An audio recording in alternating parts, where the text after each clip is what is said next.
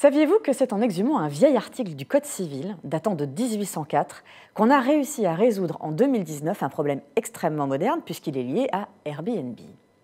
Si après ce récit, vous ne croyez pas à la magie du droit, je baisse les bras. Imaginez-vous, c'est bientôt Noël et vous cherchez sur Airbnb un appartement pas loin de chez vous pour y loger pendant quelques jours votre famille. Et là, en faisant défiler les propositions, vous tombez sur des photos que vous connaissez extrêmement bien. Et pour cause, il s'agit de votre appartement. Alors, pas celui que vous habitez, bien sûr, mais celui que vous louez depuis 2 ans à un petit couple sans histoire. En regardant les détails de l'annonce, vous comprenez vite que le petit couple sans histoire, il loue votre appartement depuis plus d'1 an sans votre autorisation et à un prix exorbitant.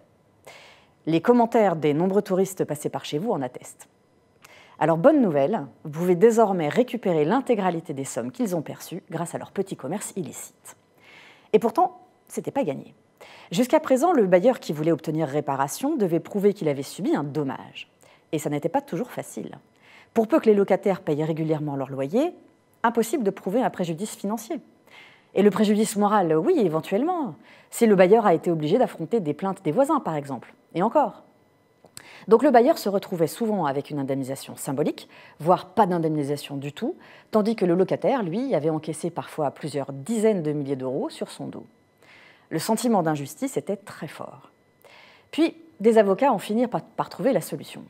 Ils ont exhumé un texte, l'article 547 du Code civil, dont la rédaction est inchangée depuis la création du Code en 1804. Ce texte dit tout simplement que les fruits d'un bien appartiennent à son propriétaire, qu'ils soient naturels, comme les fruits d'un arbre, industriels, comme les revenus d'une exploitation, ou civils, comme, par exemple, les intérêts d'une dette. Eh bien, c'est à cette dernière catégorie, les fruits civils, qu'appartiennent désormais les sous-loyers. Le propriétaire bailleur n'est donc pas indemnisé d'un préjudice, il récupère juste ce qui lui revient de droit. Et bien entendu, il peut réclamer en plus des dommages d'intérêt pour les préjudices qu'il a éventuellement subis. Alors, c'est pas magique ça ?